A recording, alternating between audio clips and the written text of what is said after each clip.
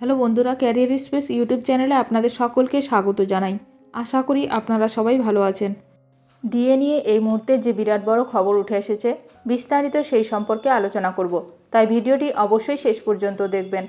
যারা চ্যানেলে নতুন তারা চ্যানেলটিকে সাবস্ক্রাইব করে পাশে থাকা বেল বাটনে প্রেস করে অল নোটিফিকেশানটিকে অন করে রাখবেন, কারণ এমন ধরনের লেটেস্ট আপডেট নিয়ে এই চ্যানেলে সবসময় ভিডিও আপলোড করা হয়ে থাকে।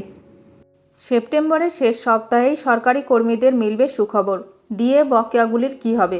খুব ভালো খবর সরকারি কর্মীদের জন্য। সেপ্টেম্বরের শেষ সপ্তাহে মিলবে মহার্ঘ ভাতা বৃদ্ধির সুখবর। কেন্দ্রীয় সরকার শীঘ্রই সেপ্টেম্বরের শেষ সপ্তাহে বা অক্টোবরের প্রথম সপ্তাহে মহার্ঘ ভাতা বা ডিএ নিউজ বৃদ্ধির ঘোষণা করতে পারে। খবরে বলা হয়েছে, এবার কেন্দ্রীয় কর্মীদের জন্য সরকার 3 থেকে 4% পর্যন্ত ডিএ বৃদ্ধির ঘোষণা করতে পারে কেন্দ্রের মোদী সরকার। সেপ্টেম্বর মাসে ঘোষণা হলেও ডিএর এই বৃদ্ধি 1 জুলাই 2024 থেকে কার্যকর হবে। গত বছর অক্টোবরের প্রথম সপ্তাহে ডিএ বাড়ানো হয়েছিল। 2024 সালের মার্চ মাসে শেষ ডিএ বৃদ্ধির সময় সরকার মহার্ঘ ভাতা 4% বাড়িয়ে বেসিক পে 50% করেছিল। এছাড়াও পেনশনভোগীদের জন্য মহার্ঘ রান ডিআর ও 4% বৃদ্ধি করা হয়েছিল।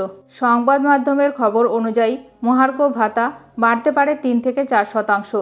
এই বৃদ্ধির পর মহার্ঘ ভাতা বেড়ে দাঁড়াবে 53%।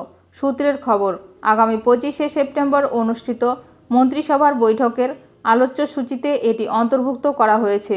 সেদিনই সিদ্ধান্ত নেওয়া হতে পারে। প্রসঙ্গত উল্লেখ্য, ডিএ এবং ডিআর প্রতি বছর দুবার বৃদ্ধি করা হয়, যা জানুয়ারি এবং জুলাই থেকে কার্যকর হয়। ডিএ কেন্দ্রীয় কর্মচারীদের দেওয়া হয় আর ডিআর দেওয়া হয় পেনশনভোগীদের। এতে উপকৃত হন সরকারি চাকরিজীবী এবং পেনশনভোগীরা। এখন দেখার বিষয় এই নিয়ে আরও কি গুরুত্বপূর্ণ খবর উঠে আসে। ভিডিওটি ভালো লাগলে অবশ্যই লাইক করবেন। আজকের ভিডিওটি এখানেই শেষ করলাম।